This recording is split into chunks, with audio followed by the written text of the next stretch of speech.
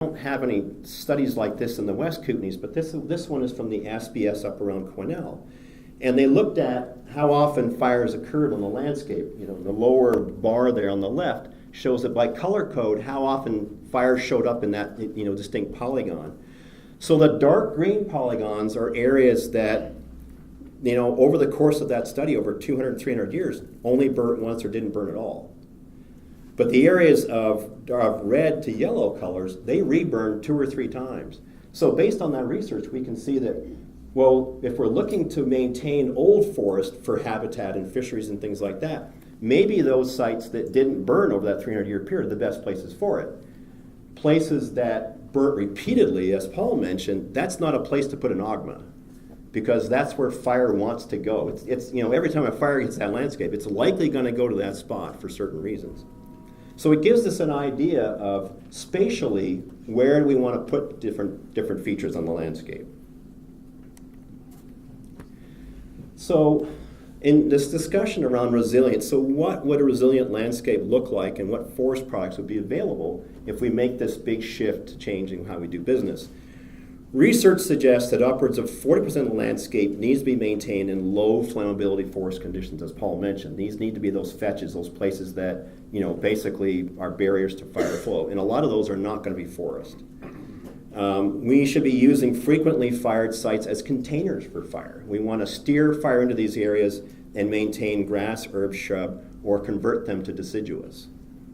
We want to build and maintain fire spread barriers, deciduous forest, reburned sites, around areas where we want to grow and maintain old forest. And likely that needs to move across the landscape. It's not stationary. It's going to be there for a little bit of time. It's going to move again. Significantly reduce fuels on recently burned sites. Once the dead trees start to fall through prescribed fire and modified suppression, we want to create reburns.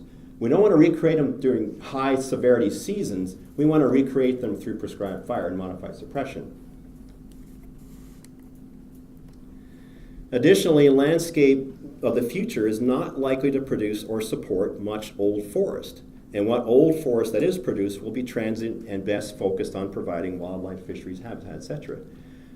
With that type of, you know, increased burned area that we're looking at, getting a forest to 250 years is an iffy proposition, and it's not likely to be a lot of it out there. Conifer forest management should target mature stem exclusion closed canopy. We should be shifting from a focus on harvesting at MAI to harvesting when stand conditions start to become hazardous. So if we're in that stem exclusion closed canopy state, which is fairly resilient to fire because it's resistant to it, once that starts to break up, that's when we hit the stand, because now the hazard is increased. That may be at 40 years, it may be at 60 years, but it may not be at MAI. That's the shift in the philosophy. We want to manage for large patches of closed deciduous, thousands of hectares in size, in certain parts of the province. In the East Kootenays and West Kootenays, it's always different. You can basically maintain a fairly small patch of deciduous here that has a big impact on landscape fire flow. And we need to increase utilization of dead wood, both standing and especially once it falls. That is the fuel for the next fire. So some recommended, the organizers asked us to make some recommendations, medium and long term, and Paul and I were up in the Caribou yesterday talking about this big landscape scale approach and looking at things differently, and looking at a very large landscape analysis, integrating program of research, planning, and management, and looking at how do we basically work with those natural disturbance patterns and bring resilience back to the system. Some of the key analysis steps, and Paul's already alluded to some of these, are we define a project area, we develop state and transition models for applicable BC ecoregions. Those are basically fuel and stand succession models.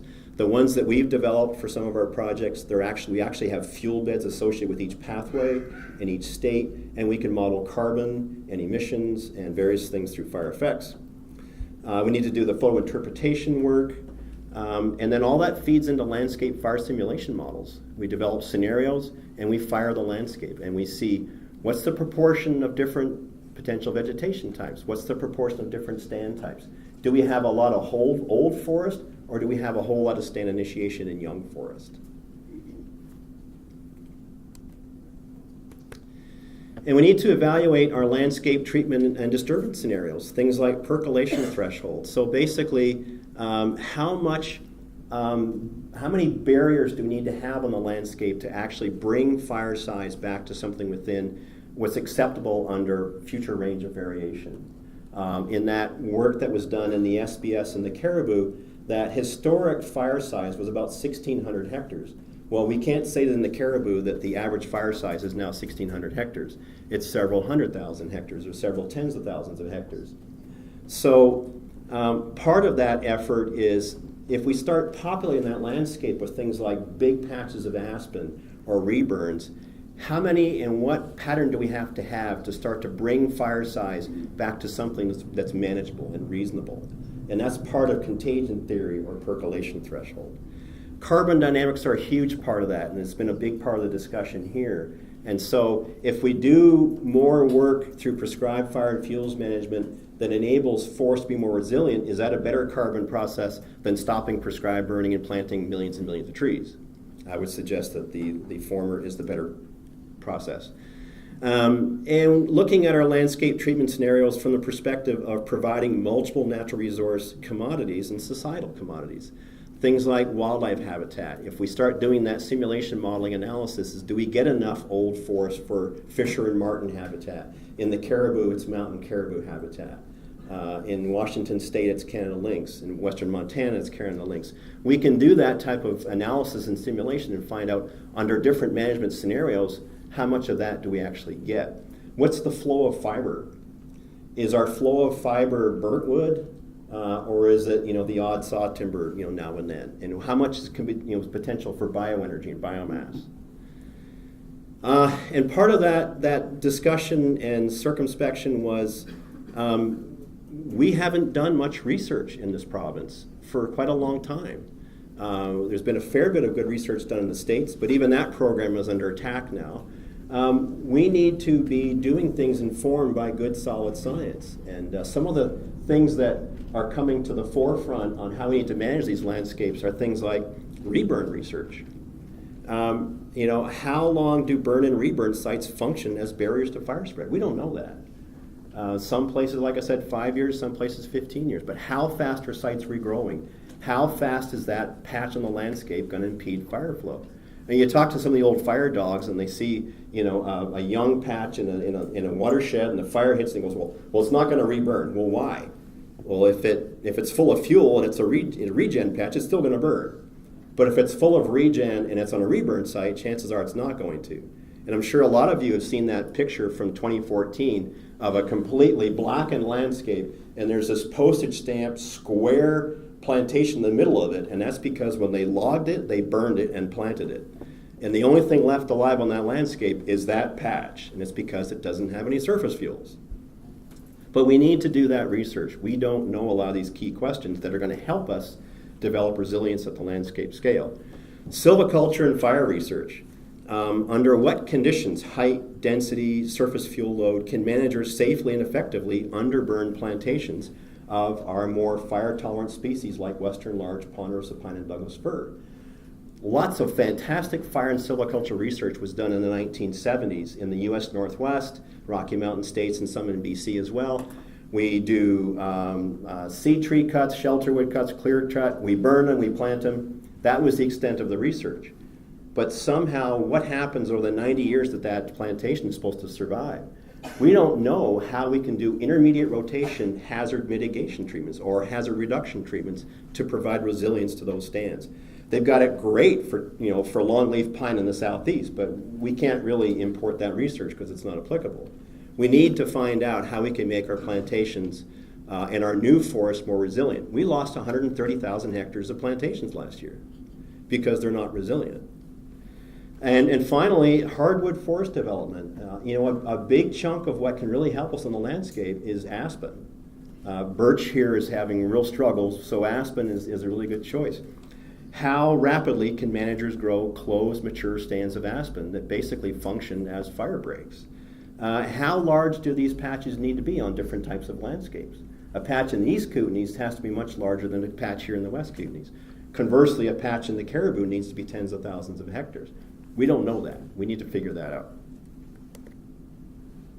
In the short term, we need to dramatically increase the pace and scale of prescribed burning.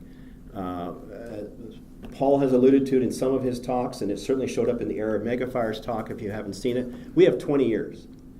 With the climate change predictions that we've got a 20-year window to turn this thing around. After that, we're going to have so much burned landscape out there that we're not going to have a lot of intact forest.